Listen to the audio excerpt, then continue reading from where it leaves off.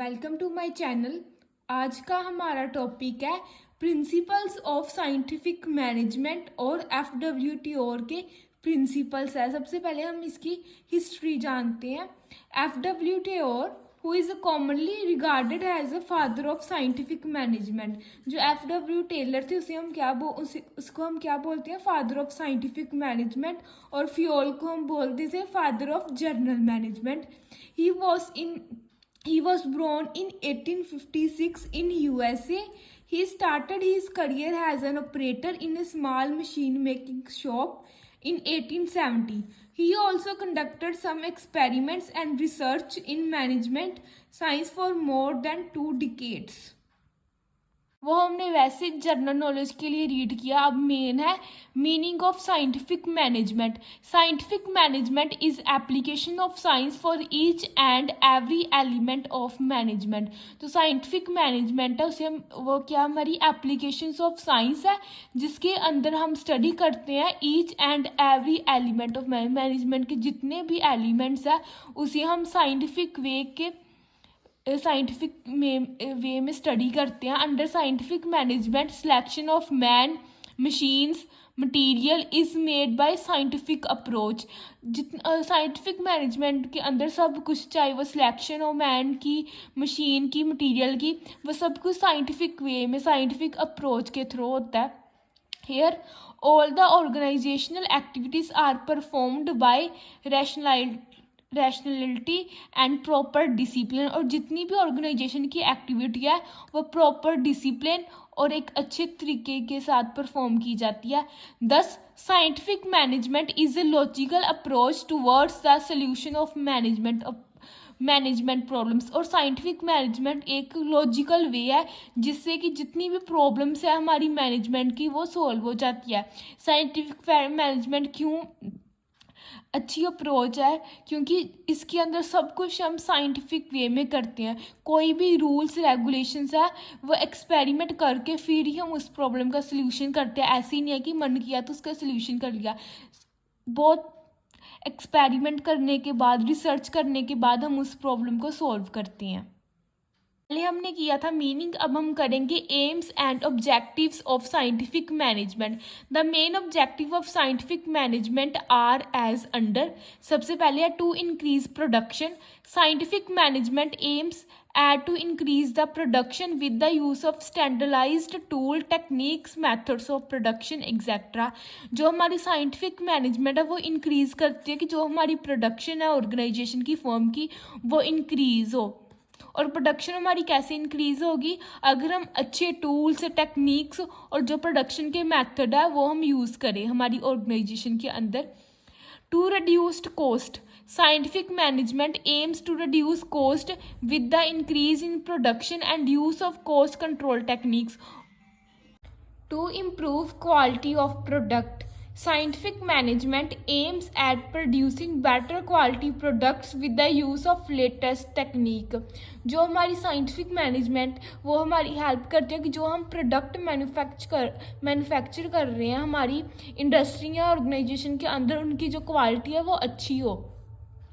Scientific management है latest techniques use करते हैं अपने प्रोडक्ट्स की प्रोडक्शन करने के लिए, जिससे कारण कॉस्ट कम होगी और जो क्वालिटी है हमारे प्रोडक्ट की वो अच्छी होगी as compared to other organisation. To eliminate wastage. Its aim to eliminate wastage of resources which as raw material, working hours, etc. It ensures optimum utilization of the resources। जो scientific management वो help करती है कि जो हमारी wastage of resources है हमारी organisation के अंदर वो कम से कम हो। जैसे रॉ मटेरियल है वो वेस्ट ना हो, वर्किंग आवर्स है जो हमारे एम्प्लॉयज़ के वो वेस्ट ना हो, और optimum utilisation of resources ensure करता है ऑर्गेनाइजेशन के अंदर। To motivate, it aims at motivating workers by giving them higher wages for increased production. Efficient workers are provided higher wages than insufficient workers. जो scientific management है वो motivate करती है employees को by giving them higher wages. अगर कोई employ है हमारी ऑर्गेनाइजेशन का जो ज़्यादा काम कर रहा है, उसकी ज़्यादा प्रोडक्शन है, तो उसे हम हायर वेजेस देंगे as compared to other workers. जो वर्कर ज़्यादा काम कर रहा है ऑब्वियसली हम उसे ज़्यादा वेजेस देंगे.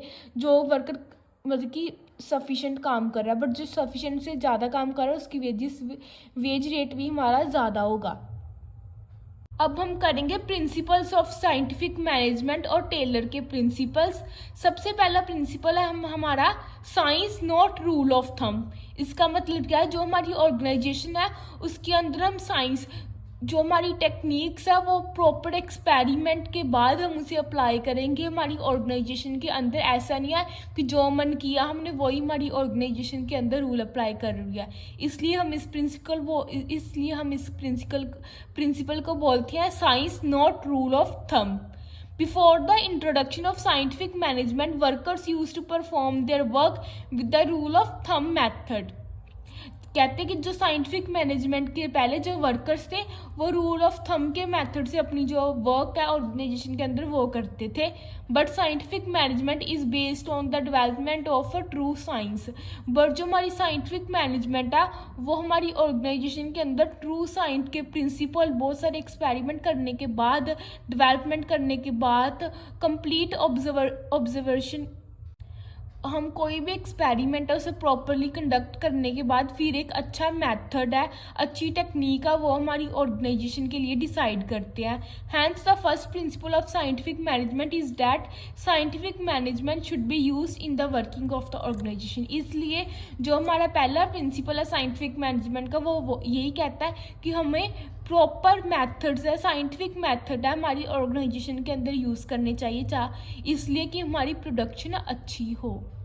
नेक्स्ट प्रिंसिपल है हार्मनी नॉट डिस्कॉर्ड, कि हमारी ऑर्गेनाइजेशन के अंदर कोई कॉन्फ्लिक्ट, कन्फ्यूजन नहीं होनी चाहिए. One of the principle of Taylor's scientific management is that there should be complete harmony between the managers and the employees. इसका मतलब यही है कि जो हमारी ऑर्गेनाइजेशन के अंदर जो मैनेजर्स एम्प्लॉयज़ काम कर रहे हैं उन दोनों के बीच में एक अच्छा रिलेशन होना चाहिए, उन दोनों के बीच में प्रॉपर अंडरस्टैंडिंग होनी चाहिए.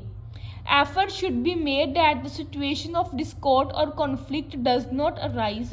और ऑर्गेनाइजेशन का यही ऑब्जेक्टिव होना चाहिए कि जो हमारी ऑर्गेनाइजेशन के अंदर काम कर रहे हैं उन दोनों के बीच में कोई कन्फ्यूज़न, कोई कॉन्फ्लिक्ट ना हो. Both managers and the employees should understand the importance of each other in the organisation. और जितने भी मैनेजर्स और एम्प्लॉयज़ हमारी ऑर्गेनाइजेशन के अंदर काम कर रहे हैं उन दोनों को एक दूसरे की इम्पोर्टेंस पता होनी चाहिए. दोनों का हमारी ऑर्गेनाइजेशन के अंदर इक्वल इम्पोर्टेंस होनी चाहिए और प्रॉपर अंडरस्टैंडिंग होनी चाहिए मैनेजर्स और वर्कर्स के बीच में. Division of responsibility between workers and management. Fayol suggests that there should be equal division of responsibility between the employers and the workers.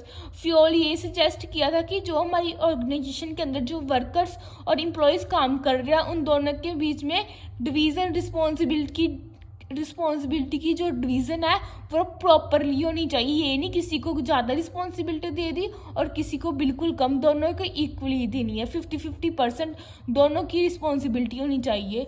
For this he advocate separation of planning and doing function. इसलिए वो कहता है कि हमारी organisation के अंदर proper planning होनी चाहिए. Management should undertake the planning work and decide the best method of work. जो मैनेजमेंट है उसके अंदर प्रॉपर प्लानिंग होनी चाहिए और फिर डिसाइड होना चाहिए बेस्ट मैथड हमारे काम के लिए. Workers should be responsible for the execution of planned work. और जो हमारी ऑर्गेनाइजेशन के अंदर वर्कर काम कर रहे हैं वो ही रिस्पॉन्सिबल है हमारे एग्जीक्यूशन, जो हम प्लान एग्जीक्यूट कर रहे हैं हमारी ऑर्गेनाइजेशन के अंदर, उसके लिए कौन रिस्पॉन्सिबल है? Workers. They should specialised in work and improve their performance. वो सभी लोग अपने जो काम है स्पेशलाइज्ड होने चाहिए और उनकी जो परफॉर्मेंस है वो परफॉर्मेंस है इम्प्रूव होनी चाहिए.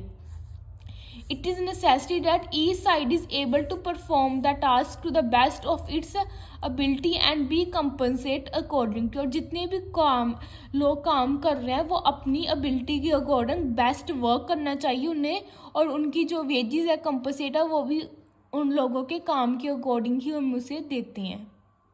नेक्स्ट प्रिंसिपल अब हमारा scientific selection, training and development of workers in order to ensure efficient in work right man should be selected for right job.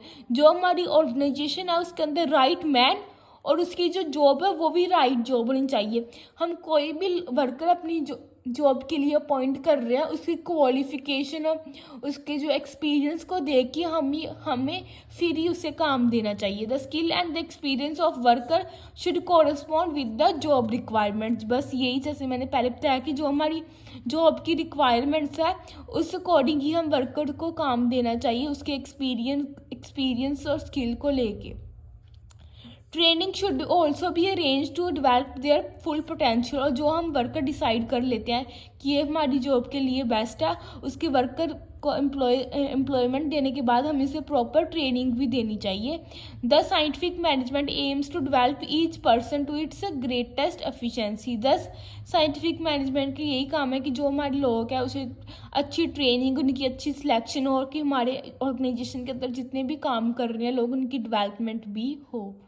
Principal है हमारा साइंटिफिक मैनेजमेंट का कि maximum output and not restricted output, कि हमारी maximum output at the minimum input should be the aim of management as well as the worker. कि जो हमारी output है वो ज़्यादा होनी चाहिए एज कंपेयर टू इनपुट, और ये एम है जो हमारी मैनेजमेंट का भी होना चाहिए और जितने भी लोग हमारी ऑर्गेनाइजेशन के अंदर काम कर रहे हैं उनका भी यही एम होना चाहिए कि हमारा जो आउटपुट है वो ज़्यादा हो एज कम्पेयर टू इनपुट।